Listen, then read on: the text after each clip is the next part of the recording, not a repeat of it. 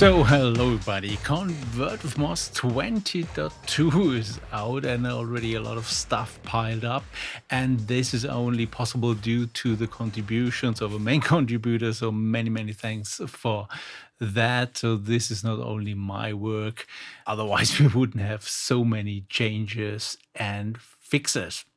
So, but what is new in this version? There is already here a long list of changes which you can have a look at yourself. So I will not go through all the fixes that were applied in these versions. Fixes were also mainly in very small details. So improvements of envelope lengths and stuff like that. It's all in there. But what are the big new features? So let's have a look at the application. And one new feature last time was that you can have a look at the contents of such an ISO file, for example, or image file. And these files contain several presets or performances, and you can pick specific ones and convert only these and not only all of them. And you can also search for them, filter them, and such things.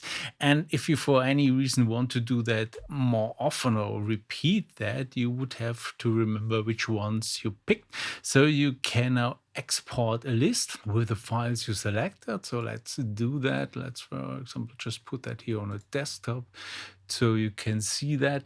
And this will create a CSV file, so comma separated lists, which you can also open with your calculation software of your choice. And you get all this info in there. So you can also use that to dump some info about such presets on the disk. You will see the category, for example, the sounds that are used and what the original file was and all these things. And it also remembers the selection state. So for example, if you would now say select all or close the dialog and go back in there, and here you have the full setting now, and you want to get back the old one, you can now say import, and you import that back, and you get now the previous selection. So hopefully helpful to some of you. And talking about information about sounds, there's also an improved logging feature. So if you go here on settings, you can enable log analysis details. And in that case, if you do analyze, it dumps a lot of information about the red presets in the generic conversion format. So let's do that. And you will see it dumps, maybe let's cancel that. It dumps all the info about the groups, the metadata, the play ranges, and the amplitude, the filter settings, and all these things. So you could, for example, already check if some information is in the source format or if it's not written in the destination format. So also pretty helpful for finding errors or also for finding specific samples. For example, you see also here the frequency, the sample frequency, and the resolution. So it's also helpful in case you're looking for a specific sample, and then you can simply search the log file. But in normal productive use, it's better to disable it to not get all this stuff in the log file, and it's easier to read. Yeah, and staying with log information, let's maybe run it again. There is some additional info. One is in case that samples need to be resampled. Before that, that info was not in there, and you get now that info as well. But also another thing is if you might have an audible click in a loop, you will also get that information. So for example, here, this one has a 35% step from the end of the loop to the start of the loop. So this will most likely give you an audible click. And so with that information, you can take measures here with processing. For example, you can say you want to have snap loops to 0 crossings, and this might not fully fix it, but at least you won't get a click, but maybe not a perfect loop, but just give it a try. Also, the performance model was extended, so performances are here, so complete setups of several presets. For example, I showed you already in quite older videos how I do my live sets in a contact instance, and I can now export that also to different sampler formats. For example, I could put it on a Yamaha, or for example here on a TX16WX, what a nice name, which looks pretty similar to Contact. And you get now more parameters when doing so. It also sets now transpose settings, tuning, volume, and panning on this level of a performance. So it's not in the preset itself as it partially was before. It's now on a several additional level. So you get basically the same settings in the two softwares. And this is supported for all the formats you see here. Yes, let's give that a go. Let's select here file, yeah, maybe from my live sets with my band Roland. There we can have a look. It's here live Roland, and there is a contact setup from all the songs. So let's select the first song here, Man with a Mission, and let's convert that to Quitec. And it's doing a thing, and let's have a look at the resulting TX perf. So the performance from Quitec. So here it is loaded in Bitbig, and let's have a look at the file. So too many windows here. Where is the file? Here is the output folder, and somewhere here is resulting file. So it created programs for all the contained programs, and we have the main performance file. Where is it? It's here. So let's load that up. And you will see we will get all of the different files in there as well. So I got the whole setup in here, and yeah, pretty helpful. But there are also new formats. For example, there is ISLA or ISLA or ISLA, I'm not sure how the company is pronounced, S2400, which is inspired by a very old school drum machine or beat machine.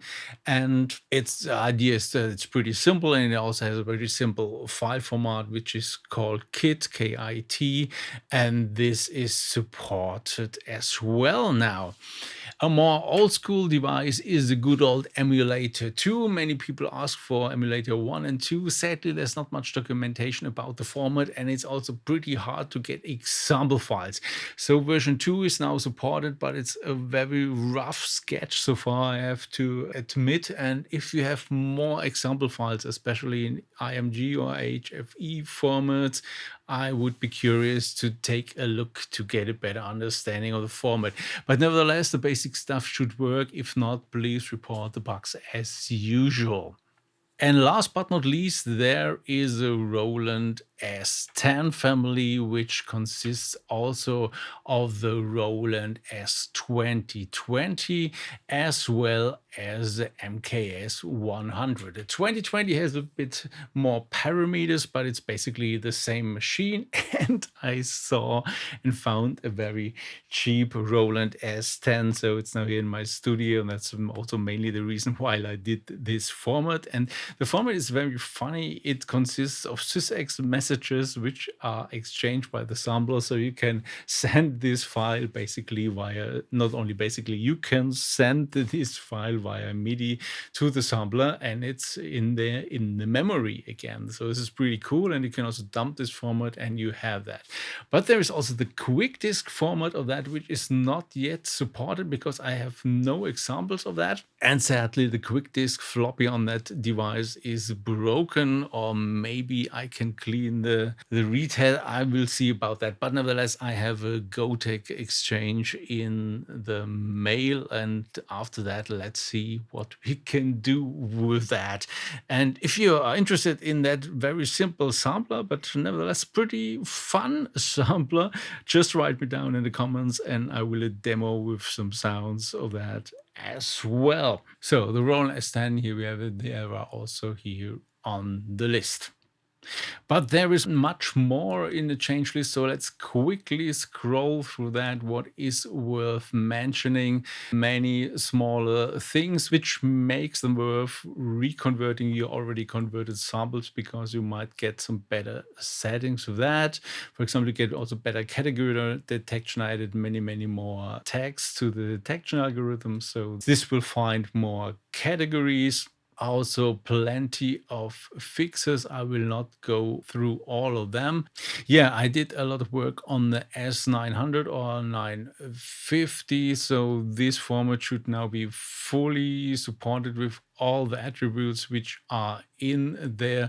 So for example, the filter envelope is now found, and also the filter velocity modulation, key tracking, as well as pitch, LFO, and envelope. But envelope times and LFO rates, these are still wild guesses because I don't have a S900. If you have one, it would be great if you can do some tests about these parameters. But nevertheless, it's much better now. Also with the S1000, there is a new thing that some programs actually belong together if they have the same MIDI program number. So there is now support for that to have one full output file for that as well, instead of the separate ones. Again, many fixes in that. For the Audio Modern Soundbox, which was introduced lately, there is now also the support for reading and writing the category, which you can set. So this is in there as well. So more fixes for Casio and for the Bliss sampler, and also, oh yeah, I forgot that. So the Quietec sampler, which we just saw, there's also a new feature, that TX Bank, which is also a format to have together several presets, is supported as well. So if you select Bank, you can create that file format. Some decent sampler fixes, EMU fixes. Yeah, there is also some improved support and many fixes for the Waldorf Quantum and Iridium, because there is now a Mark II generation which supports up to 4 layers, not only 2. So these are supported now as well. And there is also an improved algorithm how the different layers from source formats can be distributed on the oscillators of the device on the Waldorf, and so you will get better results with that, especially if you have the Mark II version. So, but that's really it. Lots of fixes. Read through the details, especially if you're interested in the format. If you don't have any of these formats, there's plenty of such files floating around in the internet, so you can get a plethora of free samples, multi-samples, very good stuff also from these old samples. You will be surprised how good these old samples sound if you bring it into a new sampler, add some effects, and be happy with that. Yeah, until next time, make some funky music.